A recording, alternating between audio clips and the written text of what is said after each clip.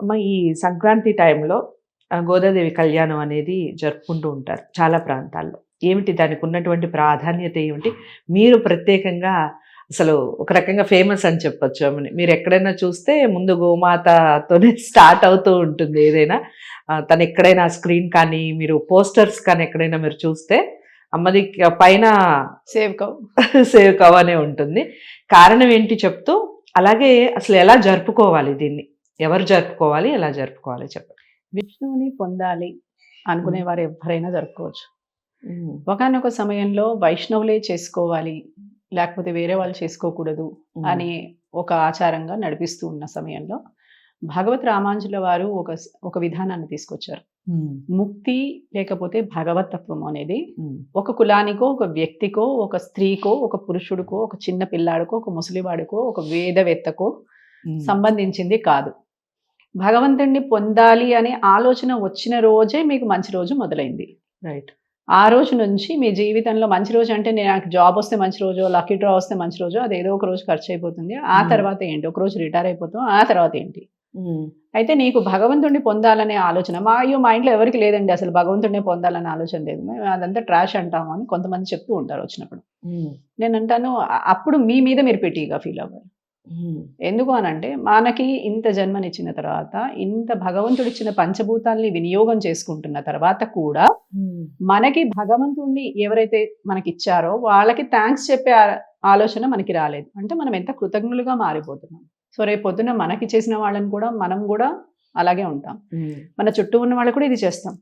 అందుకని మనలో ఆ థ్యాంక్స్ గివింగ్ థాట్ ప్రాసెస్ రావట్లేదు అంటే మనమే మార్చుకోవాలి అనేది మనకే ఈ తత్వం నేర్పిస్తుంది. అమ్మవారు ఏమంటున్నారంటే, గోదాదేవి పరమాత్ముడు వైకుంఠానికి కృష్ణావతారం తర్వాత వైకుంఠానికి వెళ్ళి చాలా చింతాగ్రస్తుడై ఉంటాడు. ఎందుకు ఇంత చింతాగ్రస్తుడై ఉన్నావు స్వామి అని భూదేవి అడుగుతుంది. అడిగితే పరమాత్ముడు చెప్తాడు, నేను ఎన్నో అవతారాలు ఎత్తాను. భగవంతుడిని పొందడము అంటే భగవంతుడికి ఎంతసేపు భక్తులంటే ప్రీతి, అంటే ఆయనకి మనమంటేనే ప్రీతి. ఆయనకి ఏంటి చాలా ఇష్టము అంటే ఆఖరికి భక్తుడి యొక్క పాదధూళిని కూడా ఆయన శిరస్సును ధరిస్తాడట. అంతటి ప్రీతిట. కానీ ఆయనకు కావాల్సింది ఏంటట, మనం ఇచ్చే అన్ని రకరకాల పూజలు, హంగులు, ఆర్భాటులు ఇవి కాదట, తనని తాను సమర్పించుకోవడం. అంటే ఏంటి? శరణాగతి. ఈ శరణాగతి నాకు చేశాడా లేదా అంటే దాన్ని ప్రపత్తి అంటుంది అమ్మవారు. ప్రపత్తి అంటే ఏంటి? మొత్తం మనసా వాచా కర్మణ నీవు తప్ప అన్యము లేదు, అన్యం ఎరుగను అని చెప్పే తత్వం. ఆ తత్వం వచ్చిందా నీకు? అది రాలేదు ఎవరికి? నేను ఇంతమంది రాక్షసుల్ని చంపాను, వాళ్ళని అన్ని కష్టాల నుంచి రక్షించాను, ఆఖరికి మహాభారత యుద్ధంలో ఎంతో మందిని సంహారం చేశాను, దుష్టులందరినీ సంహారం చేశాను, భూమికి పట్టిన పీడనంతా వదిలించాను. తర్వాత మనిషి యొక్క ప్రవర్తన ఎలా ఉంది? మామూలుగానే ఉంది. రైట్. ఈ మనిషి నేర్చుకోవాల్సింది నేర్చుకొని త్వరగా ఈ జన్మల పరంపర నుంచి బయటికి వస్తే, జన్మల పరంపర అంటే నరకమే కదా. అవును. మనం తల్లి గర్భంలో ప్రతిసారి ఉండాలి అని అంటే ఆ తల్లి గర్భంలో ఉండే అనేక ఉమ్మనీరంటే ఏంటి? రకరకాల దోషావాసాలతో కూడిన ఆ గర్భవాస దోషాన్ని తప్పించుకోవాలి అని మనం ప్రయత్నం చేయాలి అంటాం. అది ఎప్పుడు సాధ్యం? మానవ జన్మలోనే సాధ్యం. క్రిమి కీటకాది లేకపోతే ఏదైనా పశుపక్షాది జన్మల్లో పోతే మనకు అది సాధ్యం కాదు. అవును. అలాంటి దాన్ని కూడా వీళ్ళు విస్మరించారే అని చెప్పి అమ్మవారి దగ్గర ఆయన చింతిస్తే అమ్మవారు అంటుందట, నీవే వెళ్ళి నేను రక్షిస్తా అంటే ఎవరికి అర్థమవుతుంది స్వామి? అసలు భగవంతుడు అంటే ఏంటి? ఎలాంటి వాడు? ఆయన పొందాలంటే ఏం కావాలి? నాలో ఏంటి? నన్ను నేను ఏం చేసుకోవాలి? ఇంత సులువా అంటే ఎలా అనేది చూపించేది ఆచార్యుడు మాత్రమే. ఒక ఆచార్యుని అవసరము వీరికి మనుషులకి ఉంది. ఆచార్యుడు వచ్చిన తర్వాత ఆచార్యుని వల్ల భగవంతుడు ప్రాప్తి. అంటే నువ్వు ఇటు పోరా అంటే ఇటు పోతాడు. ఇప్పుడు మనకి ఇవాటి రోజున వేదాలు ఉన్నాయి, లేకపోతే మనకి ఇవాటి రోజున పురాణాలు ఉన్నాయి, ఇంకేవో ఉన్నాయి. ఇవన్నీ మనకి ఎలాగా తెలుస్తున్నాయి? వేదవ్యాస భగవానుడు రాసి మనకు అందించాడు కాబట్టి ఆ ఋషి యొక్క ప్రోక్తం అని మనం తెలుసుకుంటున్నాం. అయితే ఇవన్నిటినీ నీవు తెలుసుకుంటున్నావు అని అంటే ఎవరో ఒకరు దారి చూపించారు. అలాగే వెళ్ళి వీళ్ళకి ఒక దారి చూపించాలి, అలాంటి ఆచార్యుడు కావాలి అంటుంది అమ్మవారు. అని తానికి తానుగా ఒక కన్యగా భూమి మీదకి అవతరిస్తుంది. ఆవిడెప్పుడు అయోనిజే. స్వామివారు గర్భవాస దోషాలు తీసుకున్నారు కానీ ఆవిడెప్పుడు తీసుకోదు. ఆవిడ సీతమ్మగా చూడండి, భూమిలో నుంచి బయటకు వచ్చేస్తుంది కదా. ఎక్కడిని చూసుకున్నా ఆవిడ అలాగే అయోనిజగానే పుడుతూ ఉంటుంది. అలాగే తను ఇక్కడ కూడా అయోనిజగానే జన్మిస్తుంది. తులసివనంలో దొరుకుతుంది విష్ణు చిత్తుల వారికి. ఈ విష్ణు చిత్తుల వారి ద్వారా ఆమె ఆయనని శ్రీవెల్లిపుత్తూరులో సేవ చేస్తూ ఉంటుంది. ఆమె కామించింది ఎవరిని? వెంకటేశ్వర స్వామిని. పూజ చేసింది ఎవరికి? కృష్ణ పరమాత్ముడికి. పెళ్లి చేసుకుంది ఎవరిని? రంగనాథుడిని. అందుకని ఆయన వేదాంత దేశకులు ఏమంటారనంటే, అమ్మ నువ్వు ఎంతసేపు ఆ అమ్మవారిని పొందాలి, స్వామివారిని పొందాలి అనుకున్నావు, ఈ రూపము ఆరాధన చేసావు కదా, ఇంత ఆరాధన చేసినప్పుడు మాకు కూడా ఏం చేయంటే ఆ భగవన్ సాన్నిధ్యం, వెంకటేశ్వర సాన్నిధ్యం కూడా ప్రసాదించు. అది పొందేలాగా మా మనస్సు చిత్తము ఆయన మీద నిలిపేలాగా చూపించు అని. 30 రోజులు భగవంతుడితో తనకి కలిగిన అనుభవాలని ఒక పాట రూపంలో, పూమాల పామాలగా, అంటే పాట రూపంలో పూమాలలతోటి ఆయనకి సమర్పించింది. ఆయన మెడలో తను ధరించిన మాలని ఆయన మెడలో వేసి, ఆయననే నేను నిన్ను పొందాలనుకుంటున్నాను, నాకు ఇంకే మనిషి వద్దు, ఏదో నేను మనిషిగా భూమి మీదకి వచ్చాను కాబట్టి నాకేదో మనిషినిచ్చి పెళ్లి చేస్తాను అంటాడేమో మా నాన్న, కానీ నాకు అలా వద్దు అని. విష్ణు చిత్తుల వారు అడిగితే నేను పెళ్లి చేసుకుంటే ఆయన్నే పెళ్లి చేసుకుంటానని చెప్తే, ఎవరిని పెళ్లి చేసుకుంటావు అని అంటే అందరినీ పిలిపిస్తాట. 108 దివ్య దేశాల్లో ఉన్న పెరుమాళ్ళని పిలిపిస్తే రంగనాథుడిని వివాహం ఆడతానంటుంది అని రంగనాథుడే కలలో కనిపించి, ఈ 30 రోజుల తర్వాత రంగనాథుడే కలలో కనిపించి నేను వివాహం చేసుకుంటాను అని చెప్తే, భోగి నాడు వీళ్ళిద్దరికి వివాహం జరిగింది. వివాహం జరిగి ఈవిడ ఆయన పాదాల చెంత, మీకు శ్రీరంగంలో వెళ్తే కనుక ఆయన చాలా పెద్ద విగ్రహం ఇలా ఆదిశేషుడి మీద శయనించి ఉంటారు. పాదాల చెంత అమ్మవారు కూర్చుని ఉంటుంది.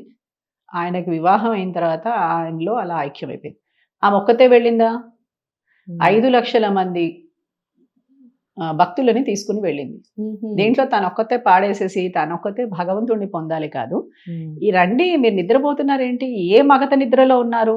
శరీరం శాశ్వతం అనే మగత నిద్రలో ఉన్నారు. ఈ ఇహలోకానికి సంబంధించిన సుఖాలు మీకు శాశ్వతం అని అనుకుంటున్నారు. శాశ్వతమైన పురుషుణ్ణి పొందడానికి కావలసిన స్థితిని నేను చూపిస్తాను రండి అని చెప్పి ఒక 5 లక్షల పైన మందిని తీసుకెళ్ళి, అలా తీసుకెళ్లి అందరి ముందు ఆయనకి, వాళ్ళందరికీ ఆయన దర్శనం ఇప్పించింది. ఈవిడేమో ఆయనలో ఐక్యం అయిపోయింది. ఆ రోజుని భగవంతుడినే పొందిన రోజు వీళ్ళందరూ కాబట్టి ఇది భోగి. అందరూ అందుకని ఆ రోజు కళ్యాణం. వారిద్దరి కళ్యాణం చేస్తే ఎవరికి ఎటువంటి దోషాలున్నా, పెళ్లి కాని వారికి పెళ్లి జరిగిపోతుంది, లక్ష్మీ ప్రాప్తి భూప్రాప్తి లేని వాళ్ళకి జరుగుతుంది, అవన్నీ వస్తాయి. భార్యాభర్తల మధ్య అన్యోన్యత లేని వారికి చక్కటి అన్యోన్య దాంపత్యం సిద్ధిస్తుంది. దీనివల్ల ఏంటి అని అంటే గనక వీళ్ళిద్దరి మధ్య ఒకవేళ గనక ఎవరికి ఎంత ఆయుష్ ఉందో ఎవరికి తెలుసండి, వీళ్ళిద్దరు దగ్గరలోనే చనిపోయే అవకాశం వస్తుంది. ఒకళ్ళు విడిచి ఒకళ్ళు ఏకశయ్య, ఎప్పుడు శయ్య ఖాళీగా ఉండదు అంటారు. ఆ శయ్యలో నువ్వు ఒక్కడివే శయనించాల్సిన అవసరం లేదు. స్త్రీ కావచ్చు, పురుషుడు కావచ్చు. నీ సహచరిని, నీ సహచర్యుడు ఎప్పుడు నీతోటే ఉంటాడు. అలాంటి వరాన్ని ప్రసాదిస్తుందట అమ్మవారు. నీకు ఇహలోకంలో పుత్రపౌత్రుల్నిచ్చి పెంచి నీ భర్తని నీ భార్యను ఎప్పుడు నీతోటే నడిపిస్తూ మీరిద్దరూ ఆనందమైన జీవితాన్ని అనుభవిస్తూ భగవత్ ప్రాప్తికి కావలసిన కైంకర్యాన్ని చేసుకో అని చెప్పి చూపించేదే గోదా కళ్యాణం.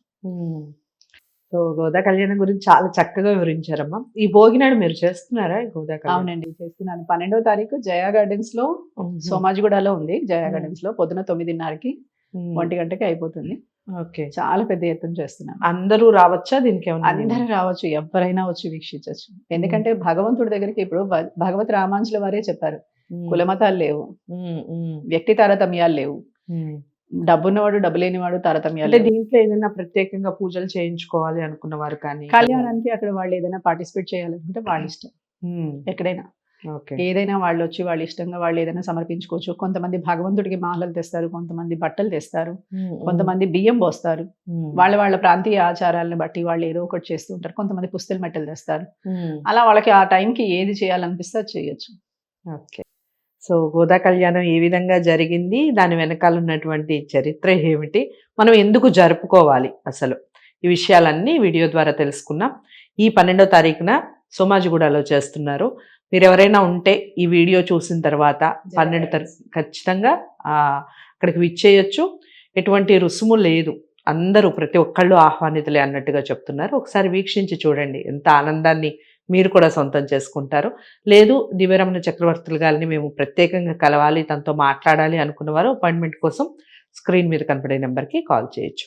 వీడియోని లైక్ చేసి షేర్ చేయండి, ఛానల్ని సబ్స్క్రైబ్ చేసుకోండి. నమస్తే. హిట్ టీవీ యాప్, ఇందులో short news, live news, entertainment shows, movies, digital magazines తో పాటు మీ జిల్లా వార్తలను కూడా ఫ్రీగా చూడొచ్చు. అంతేకాదు కేజీ నుంచి పీజీ వరకు విద్యార్థులకు స్కాలర్షిప్ కూడా అందిస్తున్నాం. ప్రతి వారం 10 మందికి లక్కీ డ్రా ద్వారా ఒక్కొక్కరికి 10,000 రూపాయలు అందిస్తున్నాం. ఇంకెందుకు ఆలస్యం, వెంటనే హిట్ టీవీ యాప్ ని డౌన్లోడ్ చేసుకుని ఫ్రీగా ఎంటర్టైన్మెంట్ పొందండి. Hit TV app. Hit TV app. Please download Hit TV app. Hit TV యాప్ని ఫ్రీగా డౌన్లోడ్ చేసుకొని ఎంజాయ్ చేయండి. మీకు నచ్చిన ఎంటర్టైన్మెంట్ కోసం హిట్ టీవీ యాప్ ని ఫ్రీగా డౌన్లోడ్ చేసుకుని ఎంజాయ్ చేయండి. హిట్ టీవీ యాప్ని డౌన్లోడ్ చేసుకుని ఆస్వాదించండి, ఆశీర్వదించండి. ఇంతమంది సెలబ్రిటీలు హిట్ టీవీ యాప్ ని డౌన్లోడ్ చేసుకోండి అని చెప్తున్నారంటే ఎంత మంచి యాప్ ఆలోచించండి. అమెరికా అమెరికా అమెరికా అమెరికాలో చదవాలనుకునే వాళ్ళకి విశ్వసనీయమైన పేరు మన శౌర్య consultancy. UK Law 1 Year Masters. UK Law 1 Year Masters. 2 years work permit up to 5 years visa. Contact Saurya Consultancy. Contact 89851 89851.